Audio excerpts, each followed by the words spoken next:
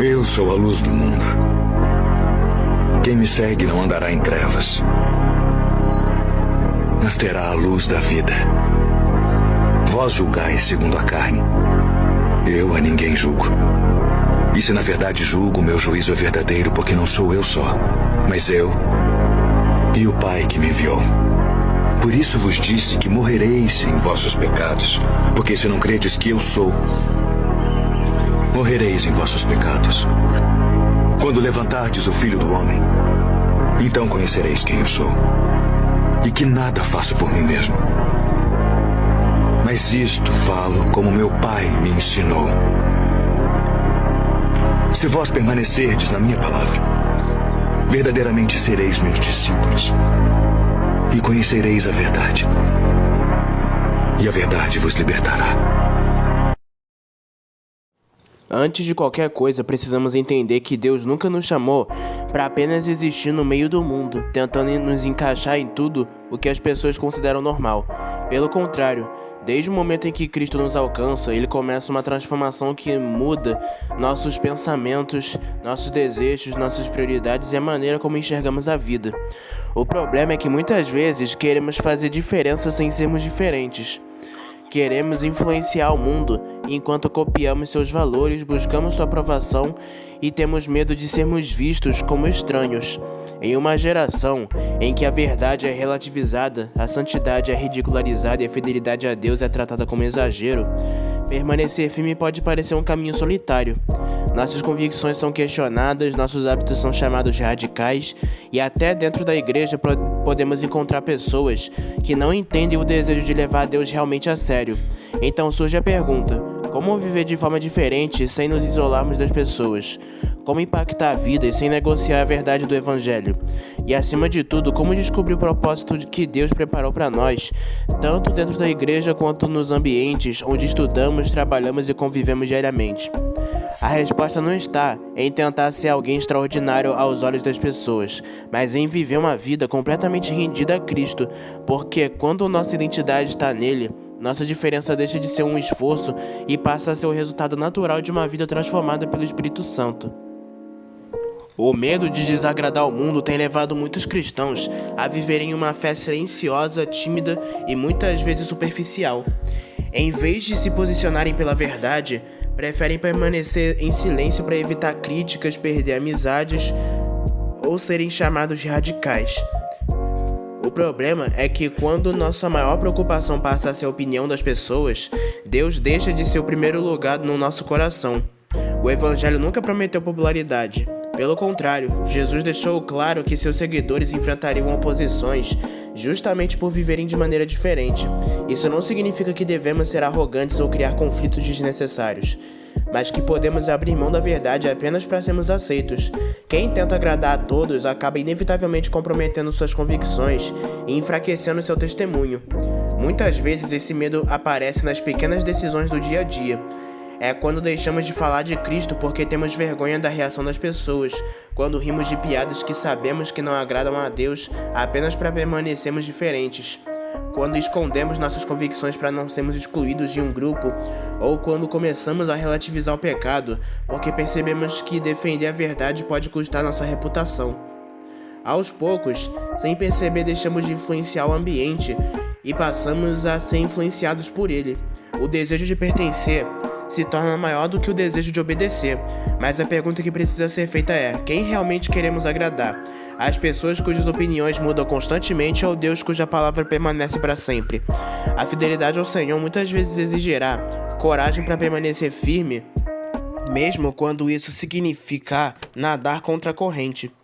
É justamente nesse ponto que precisamos lembrar que nossa identidade não está na aprovação do mundo, mas em Cristo. Quando entendemos quem somos nele, deixamos de viver buscando aplausos e passamos a viver para glorificar a Deus. Os primeiros cristãos transformaram o mundo não porque se adaptaram à cultura, mas porque permaneceram fiéis mesmo diante de perseguições, rejeição e sofrimento. O mesmo chamado continua válido para nós hoje. Deus não procura pessoas que sejam populares aos olhos da sociedade, mas homens e mulheres dispostos a permanecer firmes quando todos os outros estiverem cedendo. Afinal, a luz só faz diferença porque é diferente da escuridão. Se perdemos essa diferença para conquistar a aprovação do mundo, deixaremos de cumprir o propósito para o qual fomos chamados. O maior desafio do cristão hoje talvez não seja apenas viver em um mundo distante de Deus, mas tentar ser diferente sem realmente parecer diferente. Muitos desejam impactar vidas, falar de Jesus e ser usados por Deus, mas ao mesmo tempo procuram viver de uma forma que não desperte nenhuma reação nas pessoas. Tentam manter uma aparência cristã dentro da igreja, enquanto fora dela fazem de tudo para não chamar atenção por causa da fé. O problema é que o evangelho transforma completamente a vida de quem o recebe. Quando Cristo muda o coração, essa mudança inevitavelmente aparece nas palavras, nas escolhas, nos relacionamentos, nos hábitos e na maneira de enxergar o mundo. Não é algo que fazemos para sermos vistos. É uma consequência natural de uma vida transformada pelo Espírito Santo. Jesus nunca chamou seus discípulos para se misturarem ao ponto de serem indistinguíveis do mundo. Pelo contrário, ele afirmou que seus seguidores seriam sal da terra e luz do mundo. O sal só cumpre o seu propósito quando preserva suas características, e a luz só ilumina porque é diferente da escuridão. Quando o cristão tenta esconder sua identidade para ser aceito, acaba perdendo justamente aquilo que Deus deseja usar para alcançar outras pessoas. É por isso que Jesus declarou: "Vós sois a luz do mundo. Não se pode esconder uma cidade edificada sobre um monte." Mateus capítulo 5, versículo 14. Da mesma forma, o apóstolo Paulo escreve em Romanos capítulo 12, versículo 2: "E não vos conformeis com este mundo, mas transformai-vos pela renovação da vossa mente." Deus não nos chamou para copiar os padrões deste século, mas para viver uma realidade completamente nova. Por isso, antes de perguntar como podemos fazer a diferença, precisamos perguntar se realmente estamos vivendo de forma diferente. A transformação que Deus realiza não é apenas exterior, nem se resume a costumes religiosos. Ela começa no coração e alcança todas as áreas da vida. Quem nasceu de novo passa a amar o que Deus ama, rejeitar o que o entristece e buscar agradá-lo acima de qualquer outra coisa. Essa diferença talvez não traga popularidade, mas certamente glorifica a Deus e se torna um poderoso testemunho para aqueles que ainda não conhecem a Cristo. O mundo não precisa de cristãos que apenas carregam esse nome, mas de homens e mulheres cuja vida demonstra de maneira clara que pertence ao Senhor.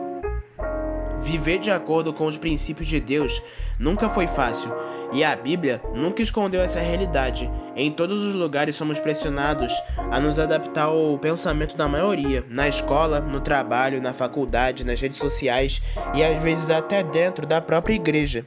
Existe uma expectativa de que o cristão flexibilize suas convicções para evitar conflitos. Muitos começam firmes, mas aos poucos cedem em pequenas coisas, deixam de defender a verdade, passam a tratar o pecado como algo normal e adotam comportamentos que antes sabiam que não agradavam a Deus. O problema é que quase ninguém abandona seus princípios de uma vez só. Isso acontece gradualmente, quando a vontade de ser aceito se torna maior do que a vontade de obedecer ao Senhor. A palavra de Deus nos mostra diversos exemplos de pessoas que escolheram permanecer fiéis, mesmo sob intensa pressão. Daniel, por exemplo, preferiu enfrentar a cova dos leões a desobedecer a Deus. Seus 3 amigos escolheram a fornalha em vez de se curvarem diante da estátua do rei. Eles entenderam que existem valores que não podem ser negociados, independente das consequências. Da mesma forma, em 1 Coríntios capítulo 15, versículo 58, nos encoraja: "Portanto, meus amados irmãos, sede firmes e constantes, sempre abundantes na obra do Senhor, sabendo que o vosso coração não é vão no Senhor." Permanecer firme não significa sentir medo, mas decidir que a fidelidade de Deus será maior do que qualquer ameaça ou pressão ao nosso redor. Hoje, talvez, ninguém obrigue você a adorar uma estátua, mas diariamente surgem situações em que sua fidelidade é colocada à prova. Será que você continuará defendendo a verdade quando todos discordarem? Permanecerá íntegro quando isso custar amizades, oportunidades ou reconhecimento? Continuará obedecendo a palavra mesmo quando ela for considerada ultrapassada? Quem constrói sua vida sobre a opinião das pessoas, conforme o ambiente, quem constrói sua vida sobre Cristo permanece firme em qualquer circunstância. Deus não procura cristãos que apenas sobrevivam à pressão do mundo, mas discípulos que permaneçam fiéis até o fim. mostrando por meio da própria vida que seus princípios valem mais do que qualquer aprovação humana. A pressão para abandonar os princípios de Deus não vem apenas das pessoas ao nosso redor. Muitas vezes, ela também aparece quando alguém nos confronta por estarmos nos afastando deles. E é justamente aí que entra um dos assuntos mais difíceis para o coração humano, a correção. Poucas coisas revelam tanto o nosso caráter quanto a maneira como reagimos quando somos corrigidos. Vivemos em uma cultura que trata qualquer confronto como falta de amor, julgamento ou intolerância. Por isso, muitos preferem permanecer no erro a ouvir uma palavra que exponha suas falhas. No entanto, quem rejeita toda a correção corre um grande risco: continuar caminhando por um caminho errado, acreditando que está tudo bem. O orgulho sempre tentará convencer você de que ninguém tem o direito de falar sobre sua vida, mas a humildade entende que Deus pode usar pessoas para mostrar aquilo que nossos próprios olhos já não conseguem enxergar.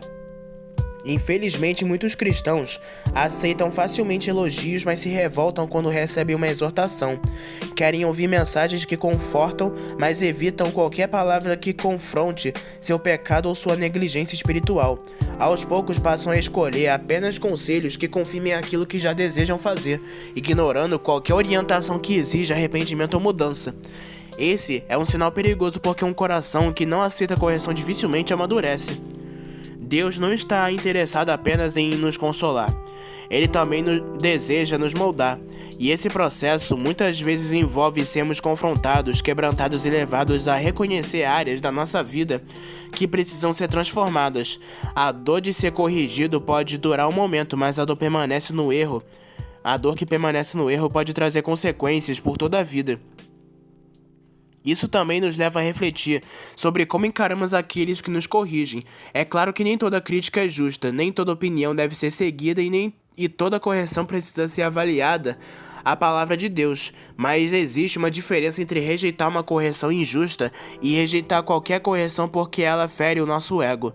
Um coração ensinável não procura pessoas que apenas o elogiem. Procura pessoas que o aproximem de Cristo, mesmo quando isso significa ouvir verdades difíceis. Se queremos ser diferentes do mundo, precisamos abandonar a mentalidade que foge do confronto e desenvolver a humildade de aprender, reconhecer os erros e mudar de direção sempre que for necessário. Afinal, Deus forma homens e mulheres maduros que não apenas por meio das vitórias, mas também por meio das correções que aceitam com humildade e transformam em crescimento espiritual. Um dos maiores perigos para a igreja de hoje é transformar o evangelho em uma mensagem de conforto e não de transformação.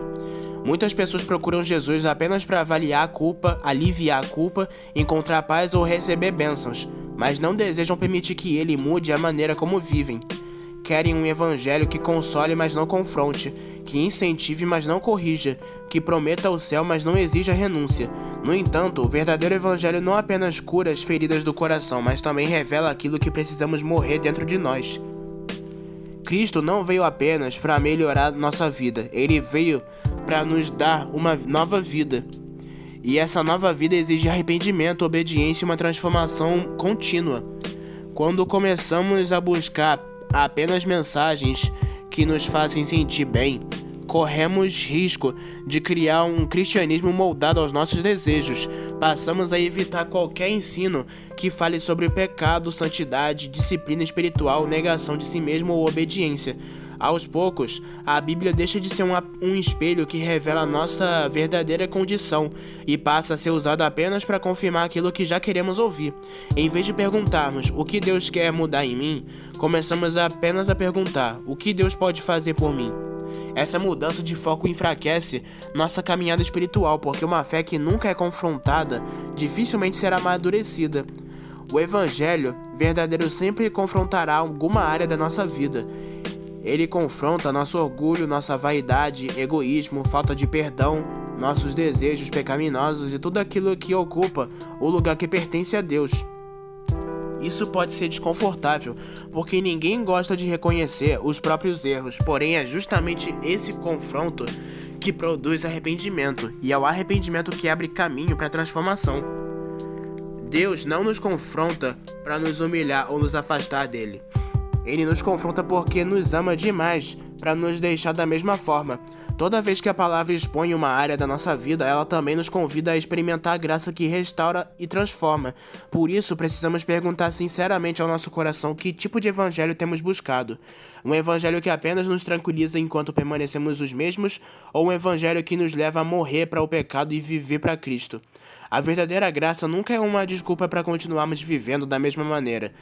Ela é o poder de Deus para transformar quem se rende a Ele. Seguir Jesus nem sempre será confortável, porque Ele constantemente nos chama para deixar para trás aquilo que nos afasta dele, mas é justamente nesse caminho de renúncia, confronto e transformação que encontramos a alegria de nos tornarmos cada vez mais parecidos com Cristo. No fim, a pergunta não é se o Evangelho nos faz sentir bem, mas se ele realmente está nos transformando. Uma fé que nunca confronta dificilmente produz arrependimento, e sem arrependimento não há verdadeira mudança. E que o nosso desejo não seja viver um cristianismo confortável, mas uma vida totalmente rendida a Cristo, permitindo que Sua palavra corrija, molde e transforme cada área do nosso coração, para que sejamos cada vez mais parecidos com Ele. Então é isso, meus irmãos. Essa é a palavra que eu quis trazer para vocês hoje. E como menção, queria agradecer ao meu amigo Arthur, que me deu a ideia e me ajudou com esse vídeo. Então, Arthur, muito obrigado, irmão de coração, se você estiver assistindo esse vídeo. Então é isso, meus irmãos. Deixe seu like se você gostou e compartilhe para algum amigo seu que precisa ouvir mais do Evangelho. Então é isso, um abraço, fiquem todos com Deus e até a próxima.